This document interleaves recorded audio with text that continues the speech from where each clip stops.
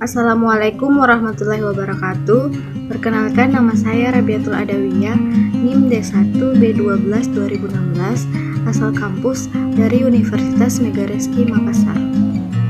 Kali ini saya akan membawakan materi mengenai pharmaceutical industry. Pharmaceutical industry atau industri farmasi. Menurut Peraturan Menteri Kesehatan Republik Indonesia Nomor 17/Menkes/Per/12/2010 tentang industri farmasi. Industri farmasi adalah badan usaha yang memiliki izin dari Menteri Kesehatan untuk melakukan pembuatan obat atau bahan obat. Peraturan Menteri Kesehatan Republik Indonesia Nomor 17/1999/Per/12/2010 tentang industri farmasi. Pada pasal 3 ayat 1 menulis, industri farmasi dapat melakukan kegiatan proses pembuatan obat dan atau bahan obat untuk semua tahapan dan atau sebagian tahapan.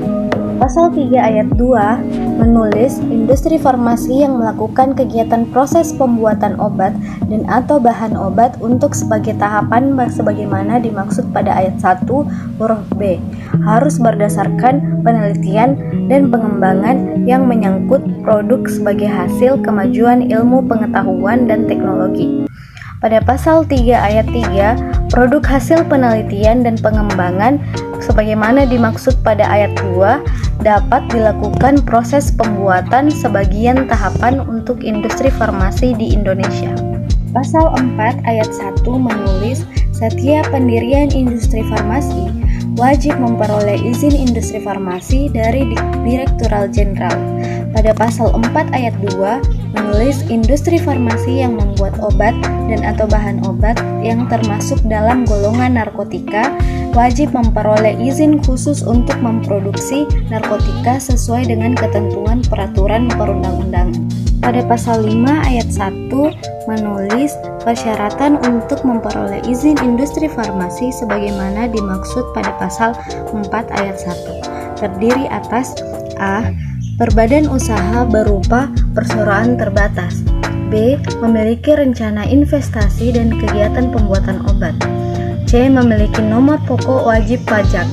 D. Memiliki secara tetap paling sedikit 3 orang apoteker warga negara Indonesia masing-masing sebagai penanggung jawab pemastian mutu, produksi dan pengawasan mutu. Dan yang terakhir E. Komisaris dan direksi tidak pernah terlibat baik langsung atau tidak langsung dalam pelanggaran peraturan perundang-undangan di bidang kefarmasian. Pada pasal 5 ayat 2 tertulis, dikecualikan dari persyaratan sebagaimana dimaksud pada ayat 1 huruf A dan huruf B. Bagi pemohon izin industri farmasi milik Tentara Indonesia dan Kepolisian Negara Republik Indonesia. Pada akun Kementerian Investasi atau BKPM menulis, Menteri Perindustrian Agus Gumiwang Kartasasmita menyatakan ada 220 perusahaan di industri farmasi di Indonesia dan 90% diantaranya berfokus pada sektor hilir atau downstream dalam produksi obat-obatan. Sementara itu, pemerintah terus mengupayakan pengurangan impor sebesar 35% hingga akhir tahun 2022. Pemerintah berharap upaya tersebut dapat mengatasi ketergantungan pada impor bahan baku. Menurut data dari Kementerian Kesehatan, hingga tahun 2021 ada 241 industri pembuatan obat-obatan, 17 industri bahan baku obat-obatan, 132 industri obat-obatan tradisional, dan 18 industri ekstraksi produk alami.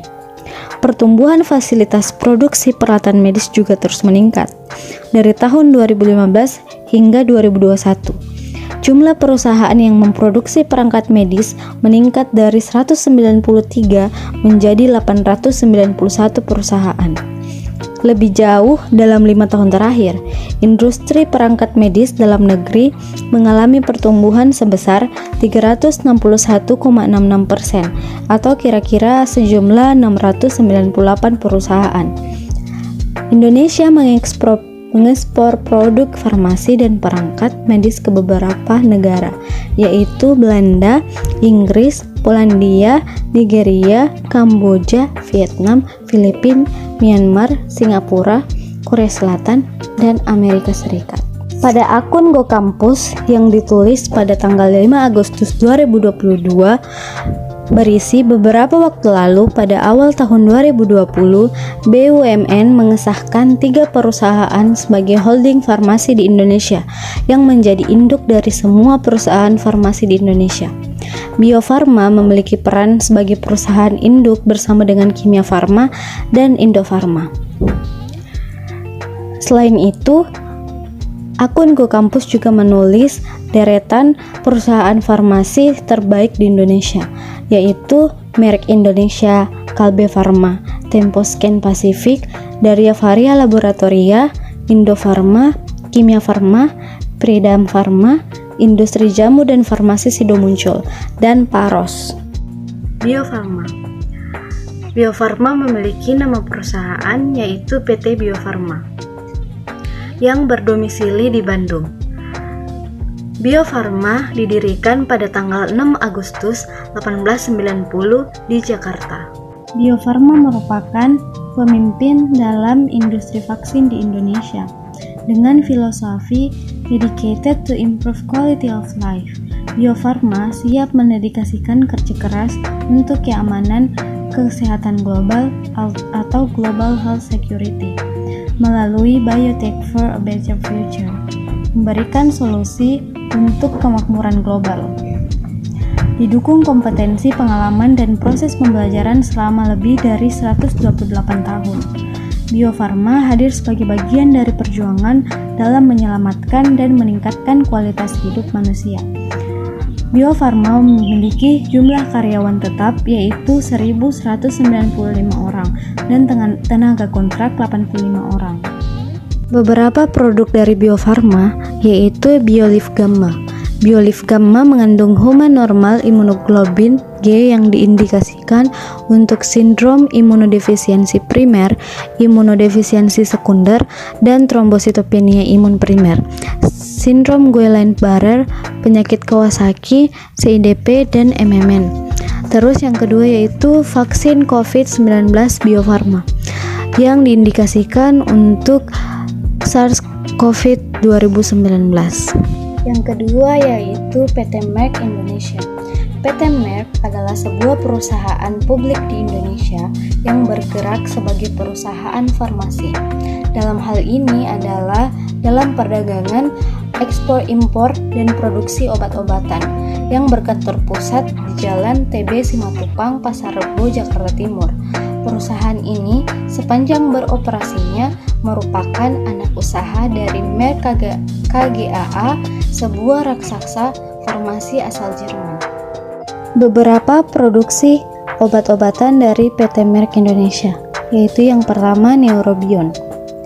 Neurobion merupakan vitamin neotropik dengan kandungan vitamin B1, vitamin B6, vitamin B12 yang penting untuk kesehatan fungsi saraf. Yang kedua yaitu Sangobion.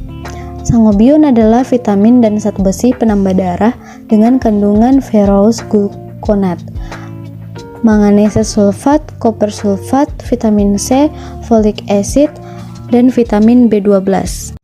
Itulah tadi pemaparan materi mengenai pharmaceutical industry dari saya. Kurang dan lebihnya mohon dimaafkan. Wabillahi taufiq wal hidayah. Wassalamualaikum warahmatullahi wabarakatuh.